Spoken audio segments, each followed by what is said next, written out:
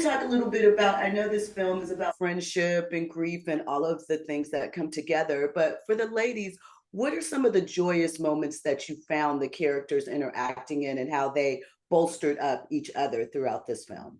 Well, what comes to mind immediately is her.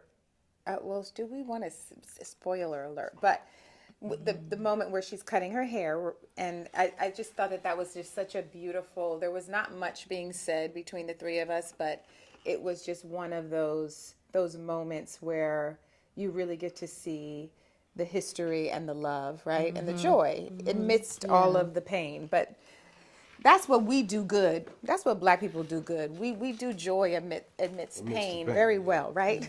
Yeah. Yeah. You have to. For sure. So within that, this is a film that spans 30 years, a time frame, and there's obviously actors playing the younger versions of all of your characters. And one of the things that I loved so much was that there seemed to be seamless cohesiveness in mannerisms or dialogue between that. Can you talk a little bit about creating those type of bonds with people that you're not necessarily in scenes with, but have to have a close relationship and that shows up on screen? I'll just say that, that's a testament to Tina's vision and Tina's eye, that she chose these wonderful actors to play these characters as young people.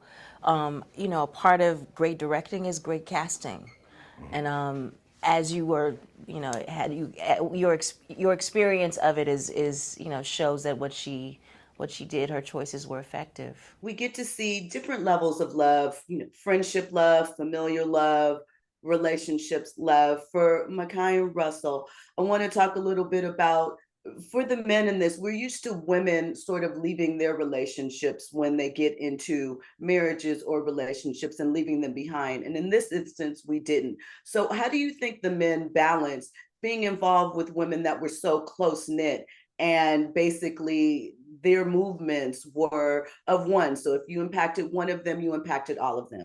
Well,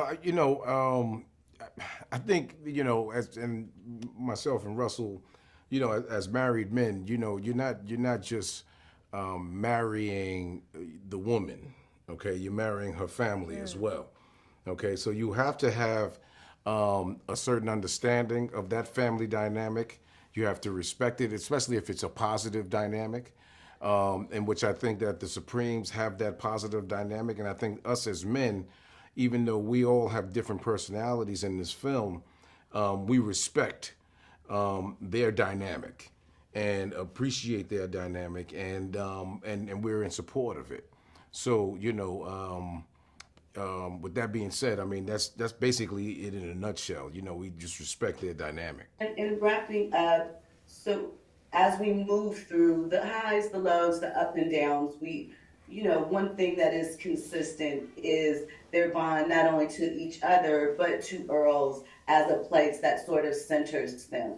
Can you talk about having a place that centers you no matter what the situation is, whether it's personal or professional, having that centering balance? Russell? Yes, what was that?